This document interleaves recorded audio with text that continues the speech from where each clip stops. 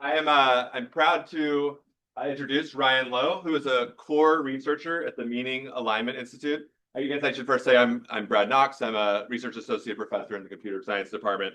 Ryan got his PhD under Joel Pinot at McGill University in Mila. And he's done a pretty broad range of research in machine learning and AI, from NLP, multi-agent reinforcement learning, emergent communication.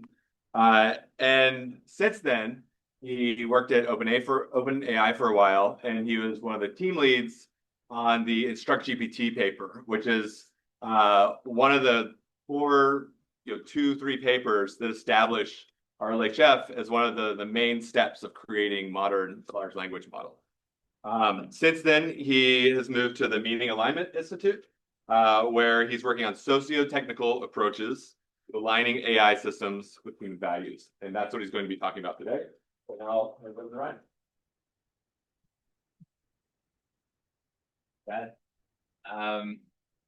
Yeah, my name is Ryan. The title of my talk today is Full Stack Alignment. Did anyone hear me okay in the back? Full stack alignment. And here's how I'm going to frame what's the most awesome thing we could do with AI. And if you ask that question, there's obviously not one answer. There's a lot of different answers. People might think coding assistants are really cool. Some people might think about AI systems doing science for us automatically, which is definitely very cool.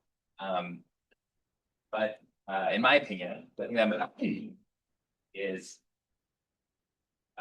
using AI systems to support people in living the lives they want to live, support them in having meaningful lives, and embedding AI systems within institutions so that those institutions can be responsive and be a good fit for the world we live in. So that's the overall motivation for this research direction. I'll say a lot of the ideas in this talk were derived by my colleague, Joe Edelman. And to be very clear at the outset, this is a very big goal, obviously. And so obviously, not everything's figured out. And this talk will be kind of a tour of a paper we wrote recently that advocates some of the ideas that I think are the most interesting and exciting toward the paper. So the argument I'm going to make in this talk has a few different parts. First argument I'll make is that aligning individual AI systems in isolation is not enough for good societal outcomes. And we need something called full stack alignment. And by full stack alignment, I mean concurrently aligning AI systems and institutions with what people value. So be a little bit more specific here. By institutions, I mean kind of broadly defined systems of rules and coordination mechanisms that produce some kind of collective outcome. So like markets, companies, democracies, these kinds of things. And when I talk about alignment in the context of institutions, the way I like to think of it is designing institutions that are the right fit for us, that support us in living the lives we want to live. So that's a little bit different than the classic alignment, although of course AI systems are kind of included. So the second argument I'll make is that to do this, we need ways of representing values and norms. We need good representations of values and norms. By values, I mean what people care about. And by norms, I mean the rules and expectations guiding our behavior. And we need good representations of these things so that they are legible to AI system institutions, so they make choices. Third argument I make is that our current methods representing values and norms, which are either using preferences or unstructured text, are what I'll call thin. And this will, my argument will be this will lead to problems to development. Next, I'll argue that we can do something different. And this is a different approach is what I'll call thick models of.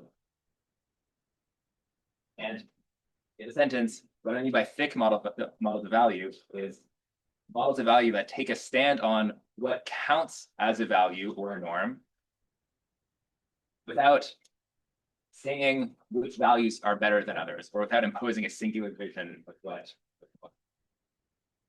So by analogy, you could think of a type system for code or a grammar in language. So we're kind of thinking of building a type system or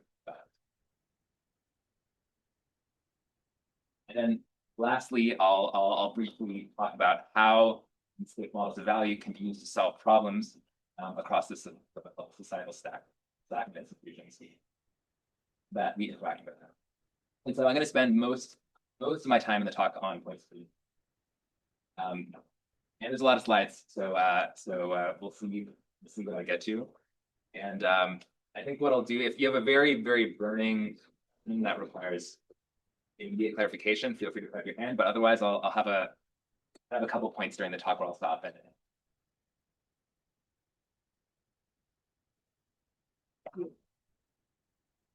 So to get like a pulse check, how many people agree with this initial claim?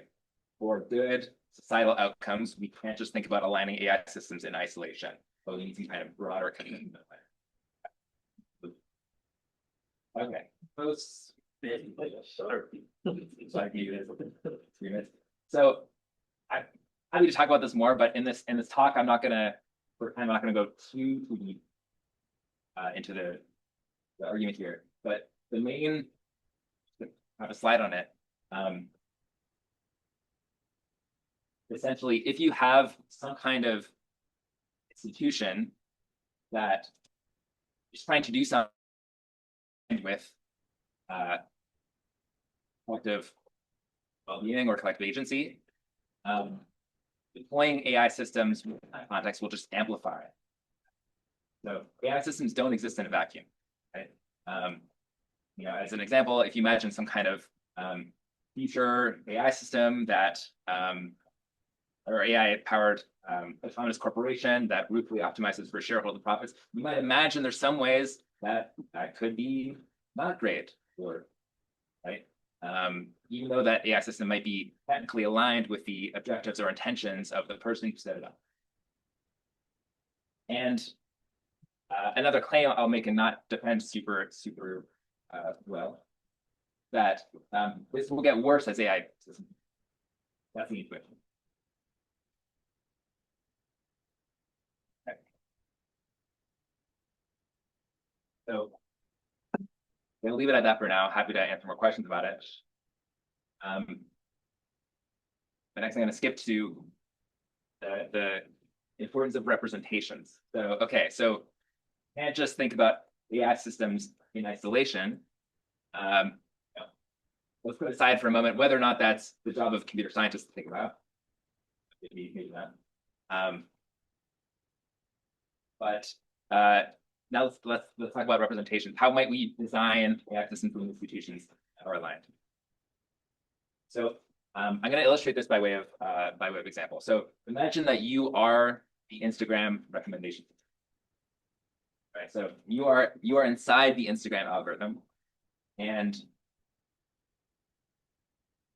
what you see are things like user ID, likes, comments, what videos the user watched, how long they spent watching them, the list of possible content vectors. And your job is to produce some next content rapidly. Now, let's say for a moment that you are a benevolent person inside of this recommendation system. And you want to ask the question, how do you generate an output that's of maximum benefit to you? So if you think about this for a moment, you might realize it's actually kind of a hard thing to do given the information. Right? If all you know is like how long a user spent on different videos, that's not necessarily enough to know whether you should recommend them more of that kind of video. So for example, you don't know when people stop to watch a video, are they glad they did? Or were they simply being pulled into a kind of addictive spiral? Okay. So there's other information that would be really that is missing. And of course, this becomes even harder when our metrics are poor. So the thing you are optimizing for, let's say in an example, this example, it might be maximizing watch time. That makes the problem of benefiting the user. So the point here is when a system sees recommendation system, but also democracies, companies, the system sees impacts the choices. So next question is, what kinds of representations do AI systems and institutions need so they can make choices that way?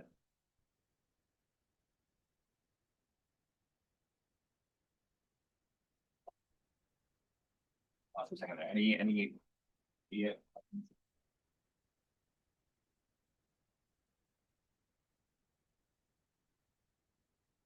So now let's get into current methods. So I use this word thin. And I start off by talking about what does that mean? And in this context, we borrow the word thin. There's actually a few different clues, but one is thin descriptions. And in anthropology, a thin description is one that reports observable facts without the layers of meaning, intention, context, and social significance that make it intelligible. So an example is a boy rapidly contracts his right eyelid. A thin description, the eyelid contraction. Whereas a thick description, which firstly does include some layers of meaning, might be the boy winked at his friend, signal shared secret, invoking a convention they established earlier. So this notion of winking has a lot of it's an extra kind of richness beyond just the what a camera would record. So when we talk about models of value, a thin model of value is kind of in the same way contains little of the layers of meaning, intention, context, and social significance of the value. So in particular, they don't know information about the origin or justification of values and norms, so like why these values arose. And they also contain no information about the structures of that, so how values relate to them. And I'll argue that these are, if you don't have this kind of information, you're missing something important.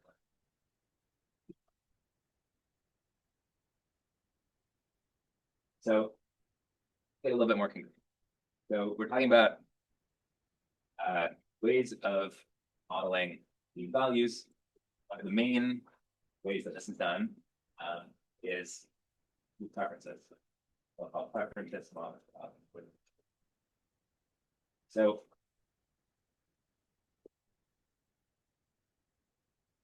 first of all, what is a preference? Very simply, a preference is a choice from a list of. That's one way you describe it.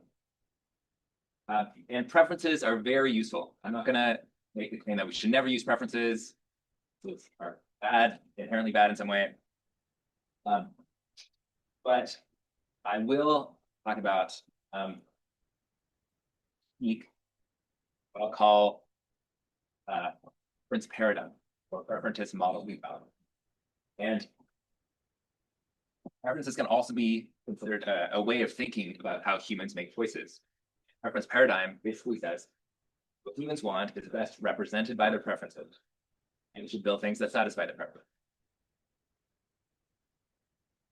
And in the paper, we call this preference model. So, there's actually a lot of great reasons to use preferences. And there's a lot of different disciplines that have done this. They've done time. They're great mathematical objects that are we do a lot of things with them. But I'm going to argue they have some. So rational choice theory is one of the places where preferences show up and where they're justified. And more or less, big rational choice here to say people have preferences, and these preferences are an authoritative representation of what they want. These preferences can be represented as a scalar valued utility function over outcomes. So with a bunch of outcomes, that you have a single score assigned to those outcomes. And people make choices that maximize this with maybe some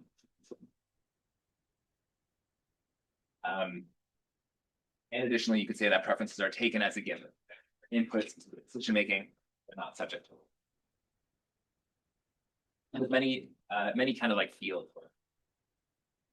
that form really the foundation, the theoretical foundation for a lot of how we think about and how we design.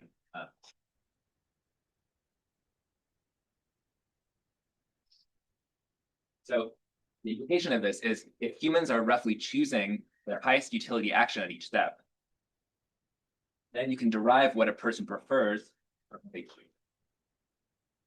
And this is called reveal preference. So this is a subset of and the underlying logic of reveal preferences. If they're doing it, they must want. And phrased this way, it's already kind of clear how this way of thinking about values might better than and I'll argue that preferences have a representational blind spot, right? So preferences focus only on its reveal preferences, what was chosen, but it lacks information about the deeper reasons people make choices. So, to take some obvious examples, if you think about slot machines, TikTok, fake news, in the revealed preference paradigm, these are all justified because people are doing it, so they must want it. But of course, there's intuitively, we know that on some deeper level, many people don't actually want to be believed. So the question is, how might we capture that intuition in kind of a model?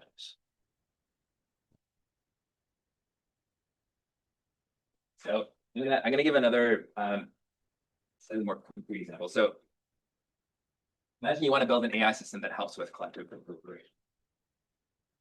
Say a group of people want to come to some kind of understanding or agreement about how to behave in a context or what kind of value we get to kind of process of so and of course, let's say like there's some system or some AI system that's helping this in some way.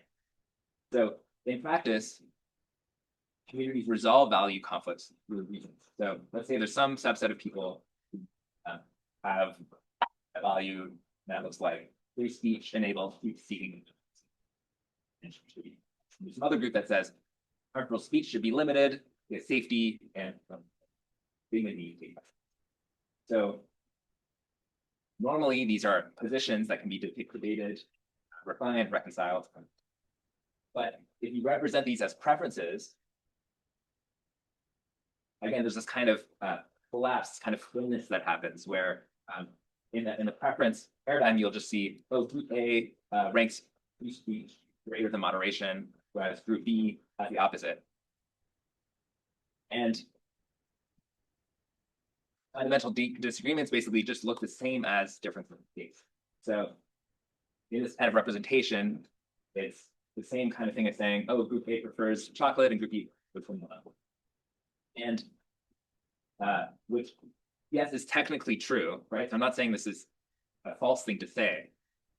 I'm saying it's not a very useful basis for representations if we want to design an AI system that will help with this kind of. So there's a difference between, group A prefers chocolate, group B prefers vanilla, and between group A has this kind of rich notion of free speech and why it's important, and group B has this already for its but in the preference paradigm, these are kind of treated. That's what I'm gesturing at. How preferences are. So, of course, you might argue, well, can we do better within the preference paradigm? We really need to like reinvent everything. I would just like have better conceptions. And of course, many people propose many extensions. I won't spend too much time on this. But, the short answer is yes, that's great. And this is a totally valid thing to do. They're important advances. But I would argue they have certain limitations. So, for example, they often work through negation. They exclude, for the most part, distorted preferences, but don't necessarily encompass the why behind preferences and reasoning components. And usually what ends up happening is they require an appeal to some kind of external concepts that are outside of the preference. So then the question is, well, maybe we can have some kind of representation that includes this.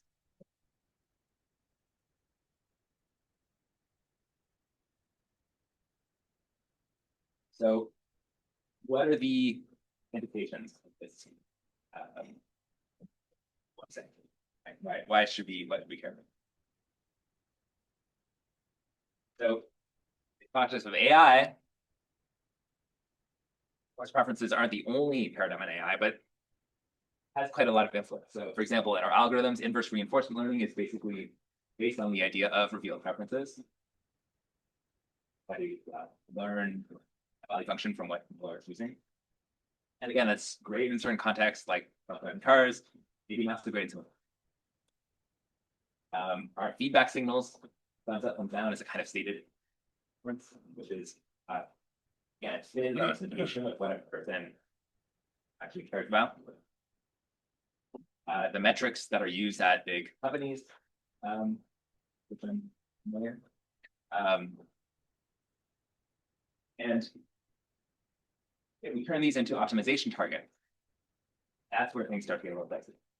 So we're starting to see already that if you start to optimize for the probability that a user will give a thumbs up to a certain response, the effect is you get sick of it. And similarly, if you're trying to optimize daily active users, in some ways you might get a better product, but in other ways you might get addiction, emotional manipulation. So again, this is just the like flash part of our diagram one. When here's that this kind of collapse, this kind of thinness of preferences doesn't just apply at the level of AI systems or recommendation systems, but it also applies across various levels of what I'll call the social stack of the cycles. And it's not a clean stack. These are all kind of, the thing I'm trying to get at here is, if you start with a kind of individual who has this rich conception of how they want to live, with meaningful relationships and belonging. This has a kind of richness to it that as you pass that along to different systems, AI systems and institutions, the representations that these systems have are quite, lossy. So we see the active users or market share, or obviously narration reports. And this loses a lot of the value of it.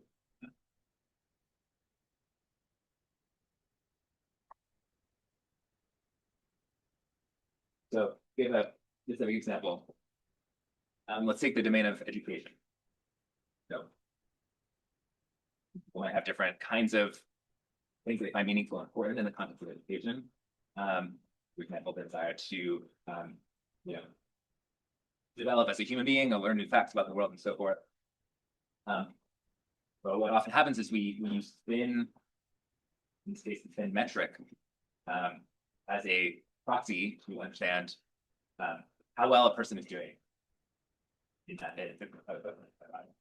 And I'm not going to make the case that like the standardized testing is bad and we shouldn't do it, but some of the implications of what happens when we use this kind of thin metrics is that it's meant to become optimization target. So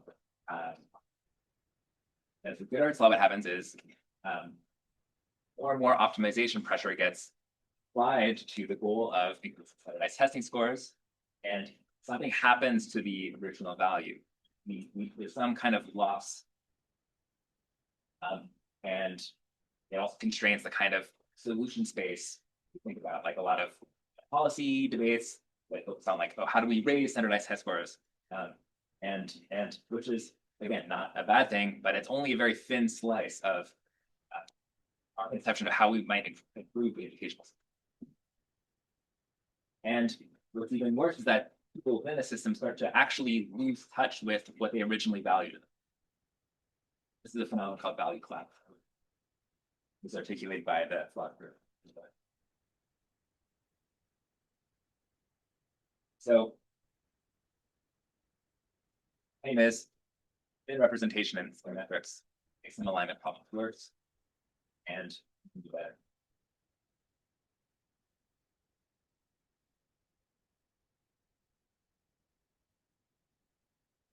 It's the last thought. I think before I questions. So all this has been true for a while, and we step back a bit and think about the trajectory where things might be headed. It's possible that things might get quite dire in these. Right. So the study that was released by Meter earlier this year, showing that again, it's their tasks. Like the tasks AI systems can do is doubling about it. So what I mean is there's an increasing the shift basically in terms of the kinds of work that AI systems are doing. And this might start to disproportionately empower institutions over if institutions or companies are able to replace labor. So some things that might start to happen, intense competitive pressures driving companies to automate decision making, planned AI systems optimizing for engagement or persuasion become standard tools for market share. And it's increasingly hard to tell what preferences were organic, shaped by AI manipulation. Critical decision loops come faster and faster and outpace time for human oversight. Obviously, regulation falls behind.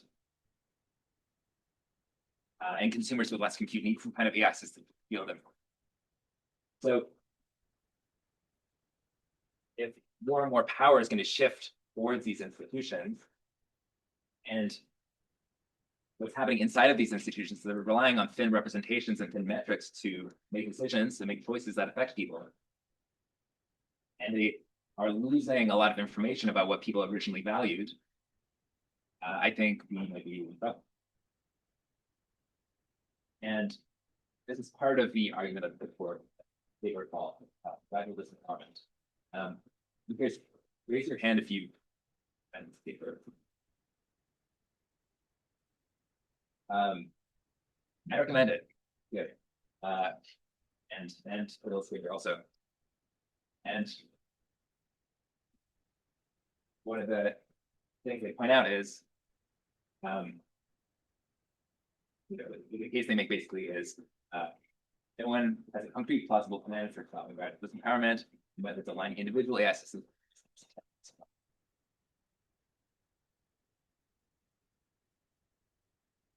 Okay.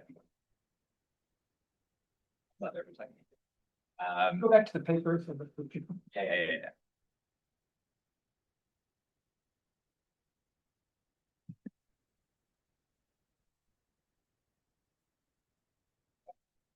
I think you keep going. We'll have time for questions at the end.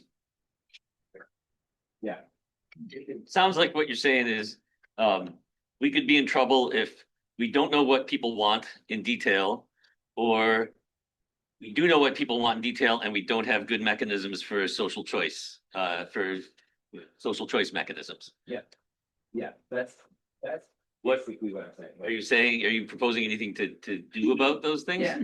Okay. Yeah, that's the next part of the talk. Okay. Good. Yeah. Good, good segue.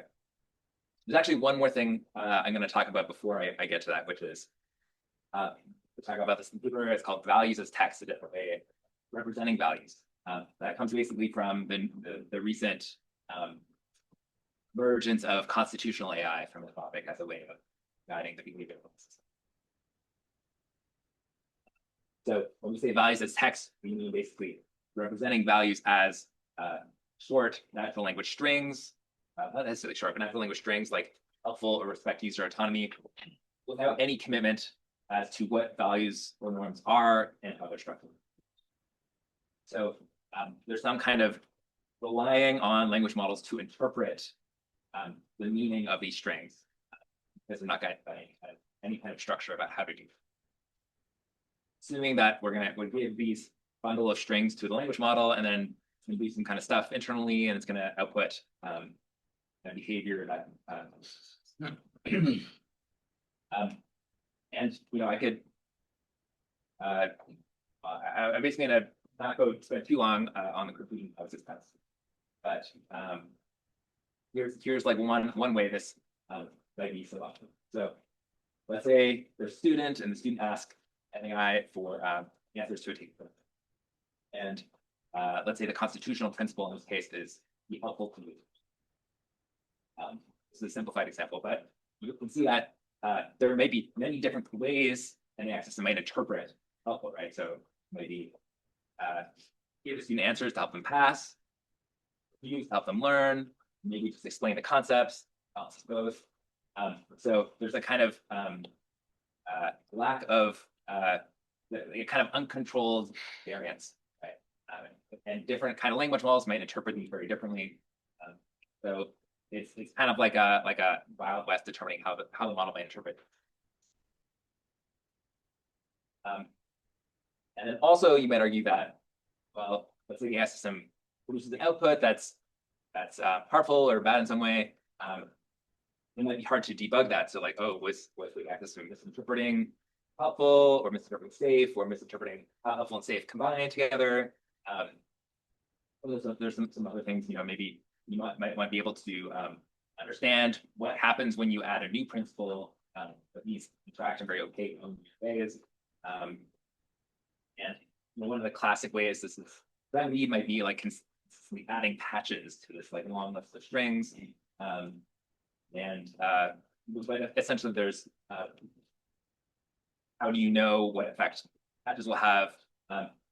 So there might be ways of like having really, really long strings that explain really in detail like what principles mean and what values mean and how they relate to each other. But what I'll say is that is a kind of structure that brings us into in that new domain is what I'll call big models.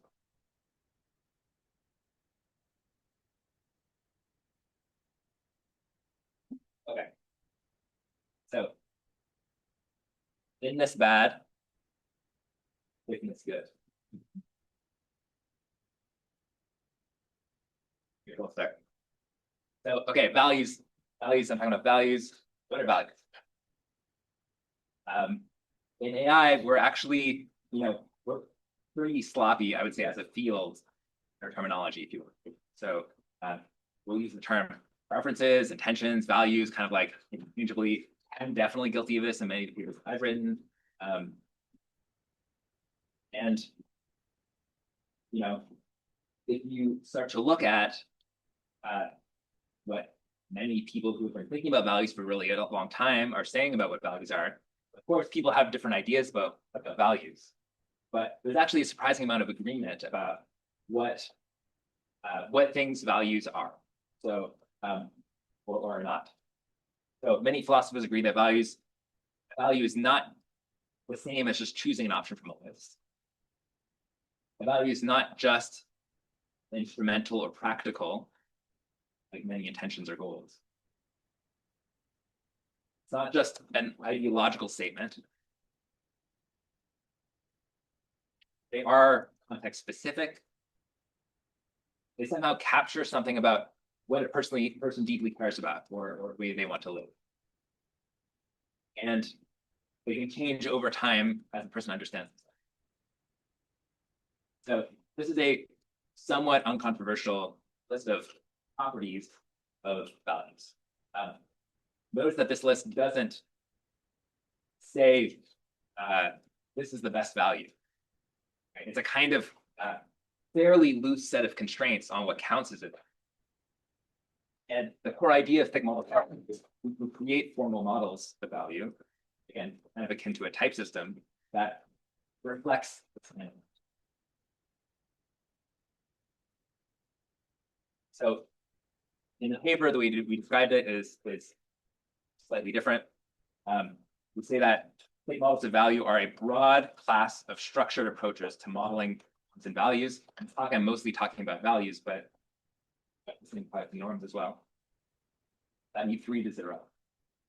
So a greater robustness against distortions, meaning there's some way of distinguishing legitimate values from things like addictions, manipulations, etc. So systems can't make, let's say, a mistake Bayesian metrics. There's some kind of better treatment of collective values and norms. So some way of kind of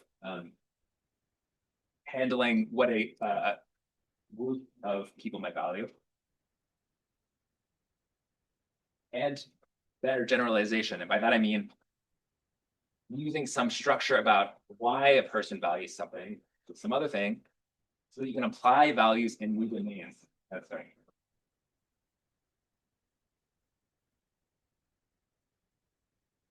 And again, answer the question, who are you to decide what values are good? The goal is to constrain what counts as a value without prescribing what values are good. And so in a way, you can think of it as a way to combine the precision and theoretical rigor of preferences with the expressiveness of space preferences. This is aspirational. So questions, is there anything that fits this?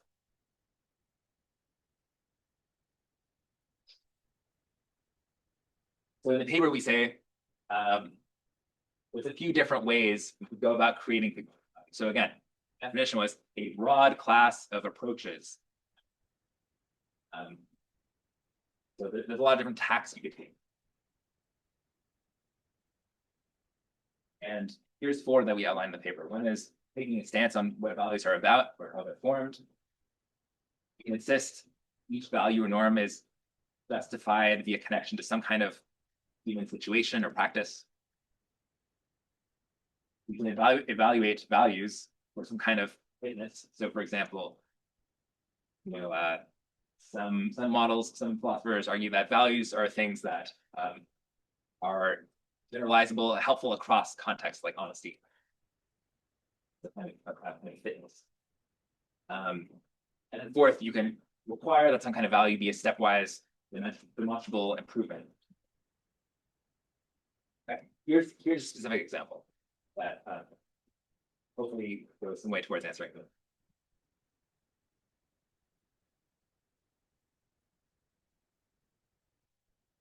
This example uses a particular way of thinking about values that comes from the philosopher named Charles Taylor. So in our conception, we want useful representations that help guide actions. And Charles Taylor's definition of values are very synergistic with them. So we define values as criteria, use, and choice, which are not merely instrumental. As our criteria, use, and choice, are not merely instrumental, meaning not just practical. Another way of saying this is what things you pay attention to, or criteria pay attention to, when making a choice that feels meaningful. So let's take, for example, a value that might be creativity. A lot of different people might have different conceptions of what creativity means for them, or what kind of creativity is needed. Right? So you ask one person, like, what does it mean for you to be creative? They might say something like, being in a still environment and feeling ideas and inspiration popping out as if out of nowhere and writing them on the page. And another person, you ask them what's the kind of creativity that is important for you. They might say like, oh, kind of being with collaborators and jamming and having people say things that sparks ideas in me, or where the group comes up with ideas that we couldn't have come up with them. Right? So it's a way of getting a bit more granular about what it is. And we can turn this into a kind of data object. Okay, so this is what we call a values card. And values card, this is in the context of how, what value should ChatGPT use? And that's kind of important. But the values card basically is we can think of it as like an action guiding principle. It's a principle for how some system, let's say ChatGPT, should behave in a particular context. So in this case, there's specific what we call criteria or attentional policies, the things that should be attended to when making the.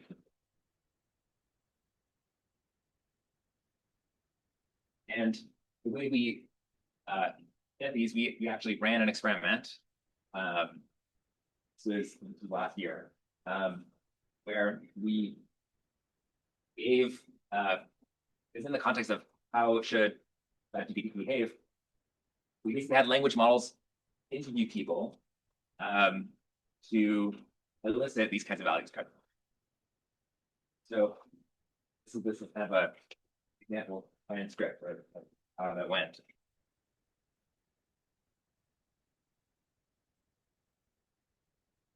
So in this case, the context is how should ChatGPT respond to fairly controversial prompt? I'm getting an abortion, which I do. We intentionally chose controversial prompts where different users with different political beliefs might have different needs, kinds of surface level preferences about how they might think the system should respond. So in this case, the first thing it says is, if users would want you to do, they'll do it. But in this case, the elicitation process is guided by some of the principles I talked about earlier. So, for example, having it grounded in a human situation, the system asks, share a personal story experience where you had to make decisions. And then it asks, okay, well, what specific things are you thinking? So there's a kind of process where you start with kind of the top level service level preferences. You could have just ended there. The claim is by talking with this language model, it's able to kind of flesh out a richer set of richer conception of what you actually cared about when you said it, what you actually paying attention to. So this gets kind of very briefly going on this paper, so feel free to ask me questions about it. This is from a previous paper we put out called "What Are Human Values and How Do We Align AI to Them?" And essentially, there's a few steps to kind of creating a kind of graph-like structure of value across many. So there's some context. There's some kind of elicitation process by which the value, this kind of values card representation comes about. And then there's this kind of second phase where values get explicitly related. And the way we do that is we we'll evaluate whether, given two values, whether one value is wiser. This creates a kind of graph-like structure. So if value A is voted as wiser than value B, create an arrow from value A to value B. This creates a kind of graph structure where not a single value that's determined as the wisest. It's a kind of collection of wise values that are kind of terminal wise value. And we have a specific definition of what we mean by wise in the paper, which is that the more comprehensive, taking into account more. Right. Got a timing question. So we're like 5 minutes till the official, but we did start late. I think maybe it would be good if you're able to like wrap it up in like a minute or two, and then we do some questions, and then we have the room for a little bit longer, like the last talk, and we can do more questions, or if there's more content to present, we could resume after the hour. Deeper, I was okay. So do this. More details. The interesting takeaway is that, and I want to emphasize is that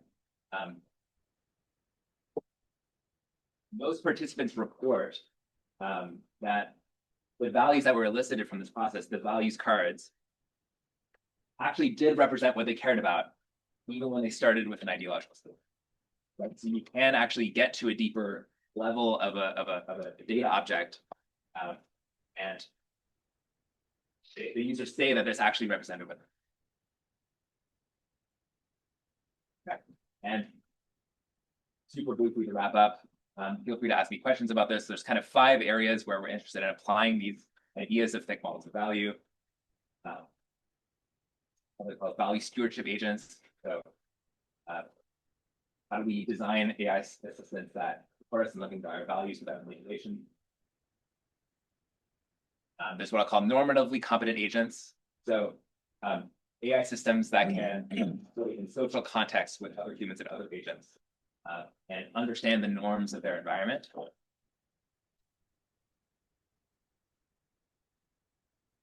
There's what I'll call win-win AI negotiation, which is, can we design AI systems that essentially find win-win outcomes that neither party would have found by themselves. There's the AI-enabled economy, so the shaping markets using thick models of value. This is the idea that we call market intermediaries, which I can talk about. Essentially, retethering markets to what people value. And we can also think of movements in the context of that. So what a nonprofit is doing is basically focusing on fundamental research, but the goal is to build actual systems, flagship systems, using these kinds of ideas, seeing if they work, iterating, so forth.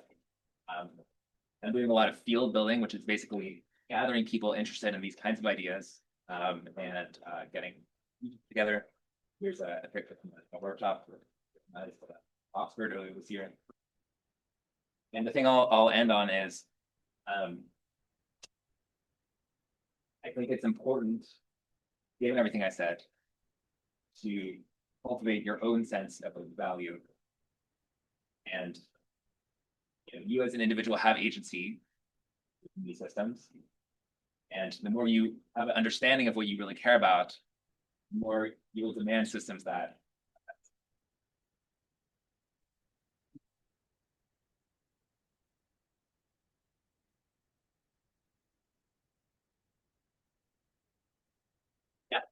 So the values cards that you described, how would you contrast them with values as text?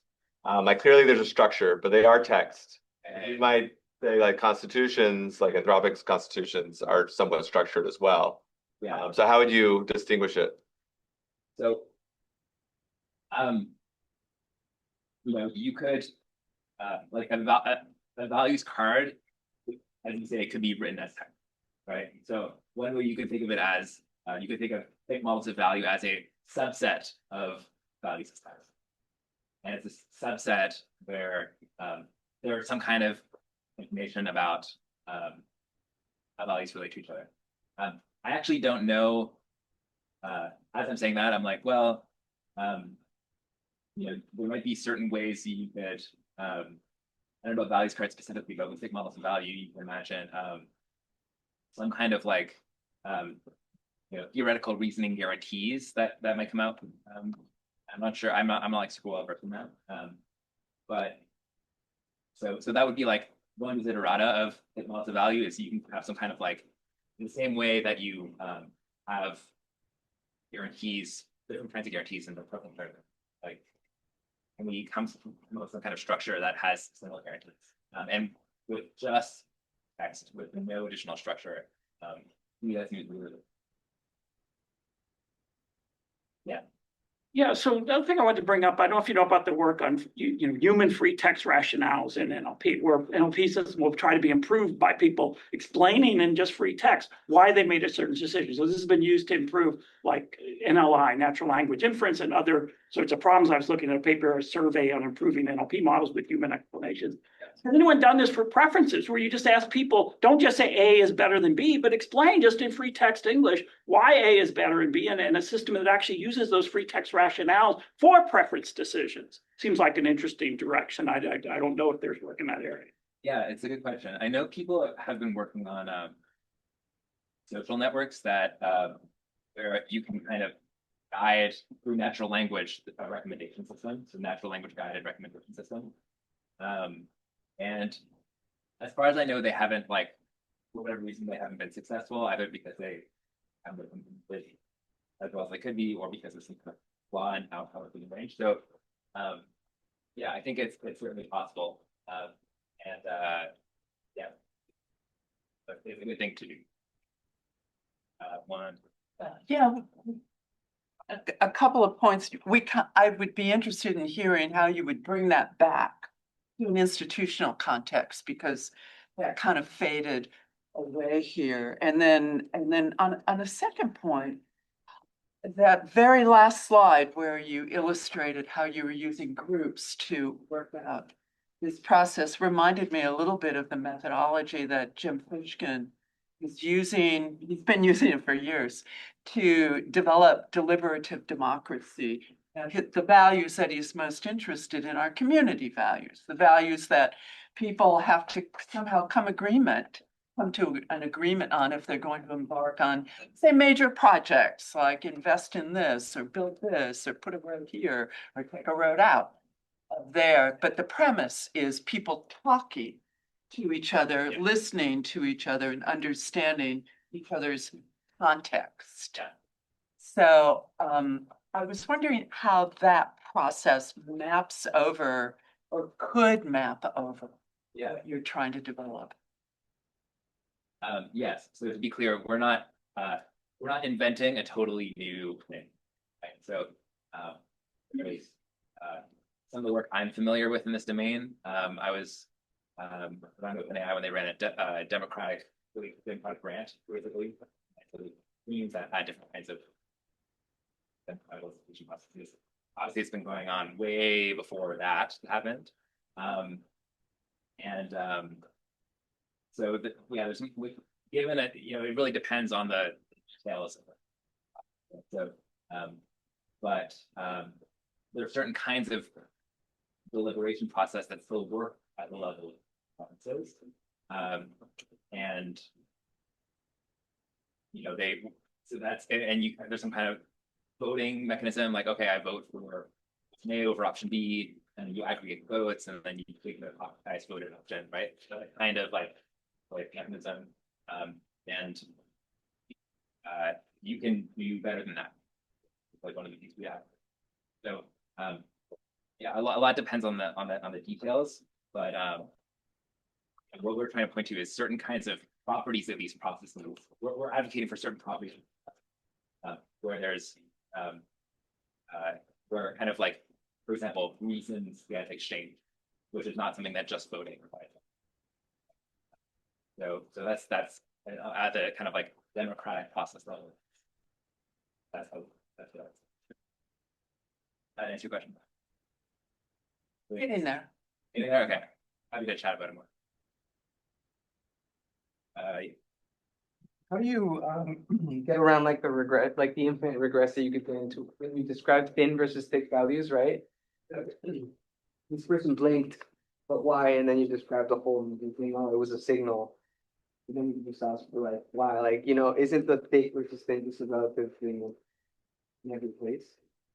So you like, why is winking between these two people a social convention that that indicates like some kind of conspiracy or something, like how, like the Well, it sounds like you're after these thick models of value.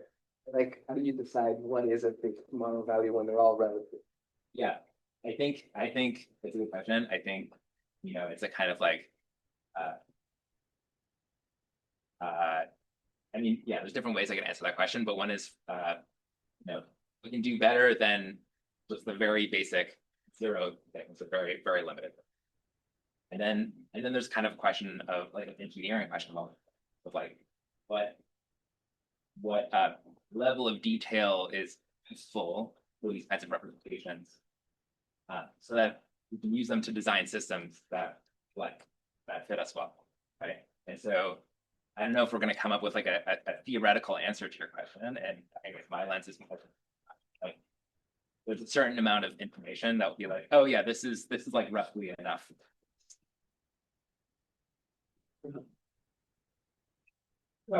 It seems like you are trying to get away from the rule-based structure of morality. Is that is this about? Yeah, so like what I would say is like what I'm saying here rhymes much more with like virtue ethics than the ontology, let's say. So yeah, like principles, like a rule-based approach to morality. I'm not a philosopher, by the way. Yeah, there's many fields that this touches on in which I'm not. But in my understanding, rule-based approach to morality, like the ontology will say something like, don't kill, don't steal, and so forth.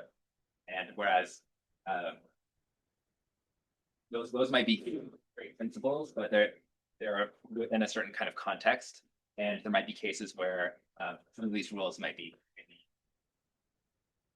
where it might be good to break them. But if you embody what you're proposing in a computer program, by its nature, it's going to be kind of rule-based, right? Because the program is enforcing a bunch of rules. Yeah, well, so I think that's where the power of language models is in, potentially, where it has to simply not a bit more flexible than just. I mean, it is it's still rules, but it's at a different level. Still like doing basic contemplating, whatever. Well, I'm sympathetic to what you're. Well, you interpret you correct. I mean, that can be sympathetic, okay, because like in the Taoist tradition, okay, because Asian or Chinese. So the Taoist tradition basically says that, well, if you try to set up a rule-based type of system for morality, then the first thing that you do, the first kind of side effect, okay, is that people will try to figure out what the rules actually are. Once you concretize the rules, then people will try to optimize by staying to the edges, okay, where the rules can give you a boundary, no boundary. And that's exactly what you don't want to happen. Yeah. So the Taoist approach is completely different, okay, because it's against rule-based moralities because of this particular reason. Yeah. So I don't know whether what you said has something to do with Taoist. I mean, I'm a big fan of Taoism. My understanding of it. I don't, off the top of my head, have a great answer, but it sounds like one of the I think it's a maybe deeper question that I can. Yeah, there's basically, here's what I'll say about it. It's like, everything, all representations, right, are lossy in some way. Like when we write something down, when we write a value down, it loses some kind of information. And somehow, like, I think Taoism recognizes this. But I think from an engineering perspective, if we want to do things at scale, representations are still useful, some amount of lossiness. There will always be some kind of like with price law happening, some kind of iterative process we want to do where we're kind of continuously finding where there's too much lossiness and kind of incorporating the elements into the system. I really don't think I'm answering questions, so let's go. Yeah, actually, the first verse of that the Tao Te Ching, okay, we discussed the canon of Taoism. It says that anything that you can formalize in terms of the human language, it's not going to be. Again, I'm talking as very probably from the computer scientist point of view, right? So basically, what they're saying is that anything we can formalize, it cannot be a moral invariant. That is the first verse of the Taoist canon. Yeah, I mean, I don't know how much time we have for questions. If anyone needs to leave, go ahead and Okay. grab food. Maybe another order of 1, 2, 3. Yeah, so my understanding of this is that the representations that you're talking about are these philosophical theories, and using those to elicit what the values are defined, so the benefits. And the moral graph the example that you had was one method of doing that, but in what context? Do you imagine that like they're taking that kind of same framework and applying it to different contexts? Or So actually in the original paper, we stopped at just producing more. But the original motivation was, can we design some kind of system that could influence how ChatGPT behaves? So you can imagine an event that has something like a moral graph where when you ask it some question, it does some kind of retrieval to retrieve like the wisest value, where that wisest principle or into that particular context, and respond conditional on that principle. And what's nice about that is have some kind of there's some kind of like auditing you can do where you're in this case ChatGPT gave this response. Gave this response because it's conditioned on this value or this principle. And we can see how this value or principle came about, which is it emerged from like this and these people thought it was wiser than these other people had some kind of like a democratic legitimacy. So that's one context. We've also loosely explored, but haven't yet reach into actual product. Using this to like understand different kinds of like issues, like in San Francisco, we should have like if we want to design a policy for addressing this, what are the kinds of situations you might have, and I think that artifact to make that. So that's like, yeah, that's like,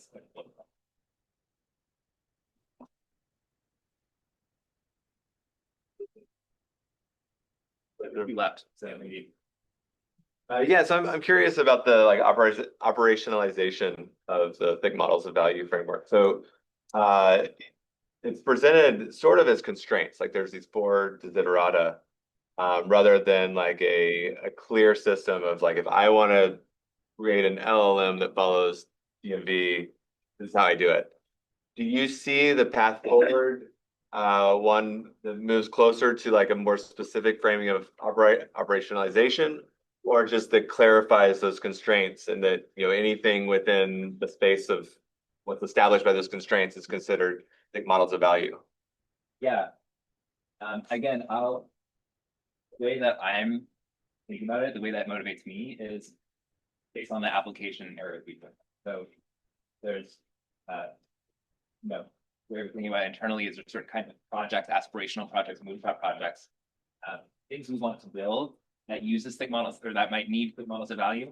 For example, when we're in negotiation, we might want to build a negotiation system that proposes solutions, win-win solutions that neither party could have come up with. There's it's a kind of engineering question, a design question, and we think that ethic conception of values might be important for that because in order to provide a solution that's really win-win, you kind of have to understand. I mean, this is what negotiators do. You understand what's important for sides and so forth. And I think for me, it's less about like whatever system we design was it like technically like it is a vague definition basically. So we could work to operationalize it further to like further define the boundary of what might not just model value versus not. But less of my attention is going towards that and more towards like how do we build a thing using this kind of as inspiration that does something relatively good in the world. Oh yeah,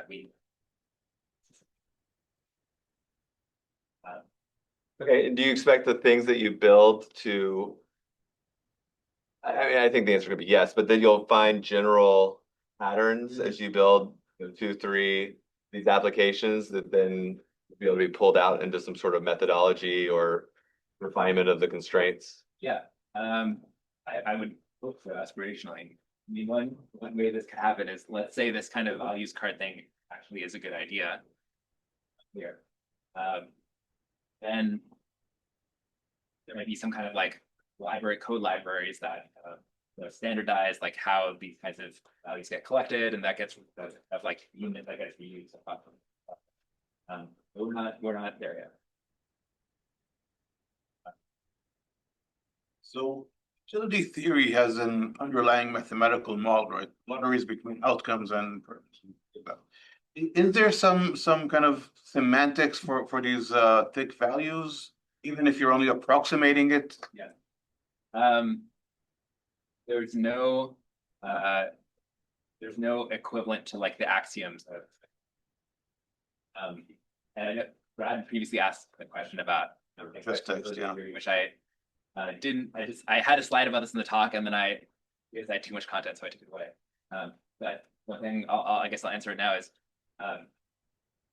we're not necessarily refuting any of the axioms of expected utility. I'm not saying that preferences aren't a theoretically valid way of modeling human behavior, but there's a difference between it being theoretically descriptive and it being functionally a good representation. So an analogy that came to mind is like, a single layer neural network can represent any function. But you wouldn't necessarily use one to use a different set of. So that's And we know that people are not really rational, right? There's been Nobel Prizes about that. I think I just.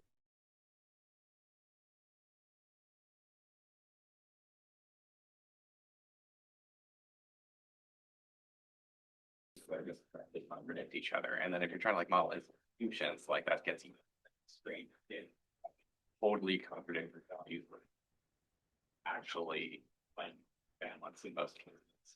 I'm just wondering how you are accounting for that in these value cards. It was an answer. I thought it was, I think just for time reasons. Besides this, but it's very striking that the main way you enact these values is just about that as an alternative. That's how most people is tell stories about putting values in conflict. Stories, as opposed to having the AI make a decision about the values. It's not possible. Just creating stories and breadth.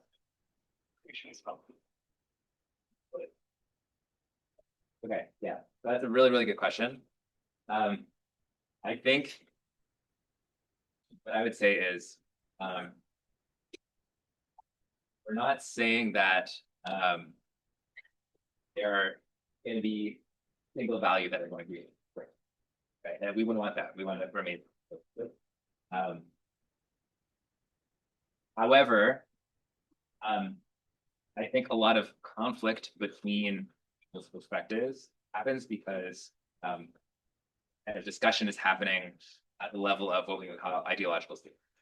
Right? And there might be a hope that if you are to get under these other, if you're able to ask more, gather more information about what motivates a person to have a certain ideological position, like X is bad, you can come to, there might be more alignment than you might think. One thing we found when we did the process, because a lot of people ended up, first of all, they ended up, I think it looks something like, I have the slides towards the end of the top. When some other value was voted wiser than the value they articulate to begin with, 89% of users agreed with that, that the other value is wiser. So there's a willingness to be like, oh yes, this thing was encapsulated more of what I cared about than what I originally thought. And he will gain a lot of respect for the values of people with ideological differences, just by going through this process. But of course, what you get at the end is like, you might be like, the wisest version of a value that's more conservative, and then the wisest the value that has a bit more liberal flavor. There's still the question of how do you balance these components of that system, and like at least in this paper we don't like answer that. But it's kind of like the hope is that it's a positive step towards getting more agreement than we might get just by asking. What do you think about this? Does that make sense? Yeah, it makes sense. I think it just doesn't answer the problem at all. Just fully incompatible. For a different side, this like think about like strategies for like anything. Like there's one value must follow the law. The other value you very about everything.